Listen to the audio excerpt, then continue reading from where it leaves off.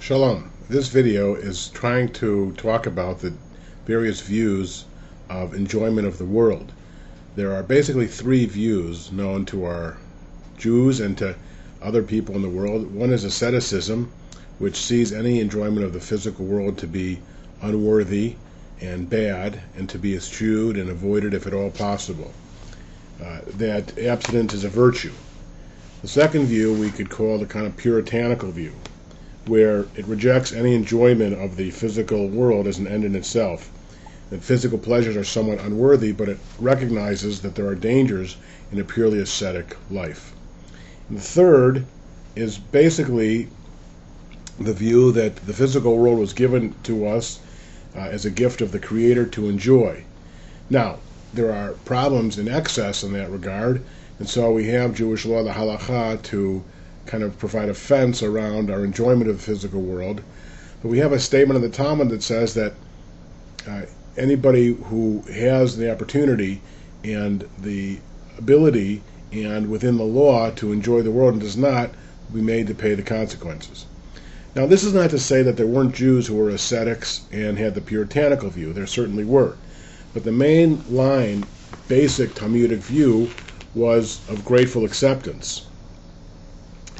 However, that's not the whole story. There were definitely sages who were more on the ascetic and puritanical side. For example, Rabbi Judah the Prince, the great sage of the Talmud, supposedly said on his deathbed as he raised his 10 fingers and declared to God, "It is revealed to you I have not enjoyed the pleasures of this world even with my little finger."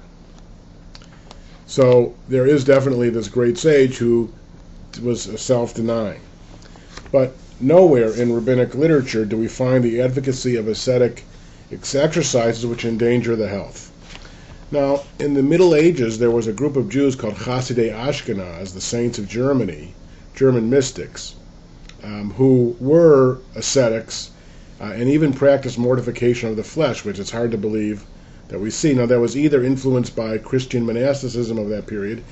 Remember, in this context, we have the notion of monks in various cultures who remained celibate, who renounced worldly pleasure, and that definitely is a more pronounced attitude in the Christian tradition than anywhere in Jewish tradition.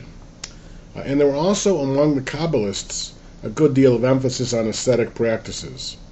They refrained from food or drinking for various times. They wore sackcloth and ashes.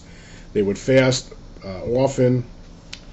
But the Hasidim, basically, as a reaction to that, even though they are Kabbalists too, by and large, rejected that. Most of the Hasidic rabbis and tzaddikim, they enjoyed life, and they drank and they danced, and they understood that within the bounds of Jewish law, you should enjoy your life.